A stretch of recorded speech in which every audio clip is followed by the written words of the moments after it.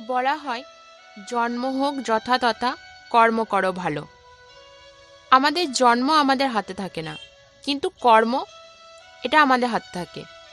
আমরা আমাদের উচ্চ কর্মের দ্বারা জীবনে উচ্চ আসনে অধিষ্ঠিত হতে পারি।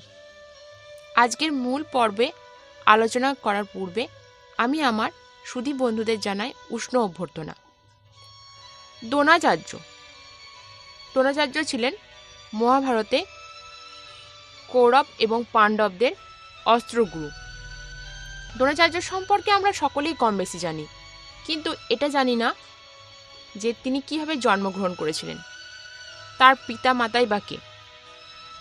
কথিত আছে ঋষি ভরদ্বাজ প্রতিদিন গঙ্গা স্নান করতে যেতেন।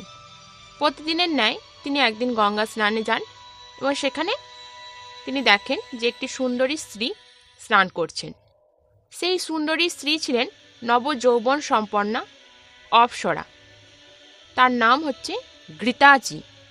তাকে দেখে ঋষি ভরদ্বাজের মনে কাম ভাবনা জেগে ওঠে, যার ফলস্বরূপ তার বীর্য স্ফলিত হয়। তিনি জানতেন যে তার বীর্য কতটা পজিটিভ ঊর্জাকে বহন করে, তাই তিনি তার বীর্য নষ্ট করতে চাননি। তিনি একটি কলসিতে তার বীর্যকে সংরক্ষণ করে রাখেন এবং তিনি যেহেতু আয়ুর্বেদ চিকিৎসায় পারদর্শী ছিলেন, আয়ুর্বেদ চিকিৎসা সম্পর্কে তার জ্ঞান ছিল, সেই চিকিৎসা বিদ্যার প্রভাবে সেই বীর্য থেকে তিনি একটি পুত্র সন্তানের জন্ম দেন। এই পুত্র সন্তানই হলেন দ্রোণ। যেহেতু কলসিতে তার জন্ম হয়েছিল, তাই তার নাম রাখা হয়েছিল দ্রোণ, কারণ কলসির আরেকটি অর্থ হচ্ছে দ্রোণ। কলসির প্রতিশব্দ হচ্ছে দ্রোণ। সেই দিক থেকে দেখতে গেলে দ্রোণাচার্য ছিলেন পৃথিবীর প্রথম টেস্ট টিউব বেবি। পরবর্তীকালে দ্রোণাচার্য কৃপাচার্যের ভগ্নী কৃপিকে বিবাহ করেন এবং ভীষ্মের অনুরোধে পাণ্ডব ও কৌরবদের অস্ত্রগুরু হিসাবে নিযুক্ত হন। এই অবসরে বলে রাখা ভালো যে দ্রোণাচার্যের অস্ত্রগুরু ছিলেন ঋষি পরশুরাম।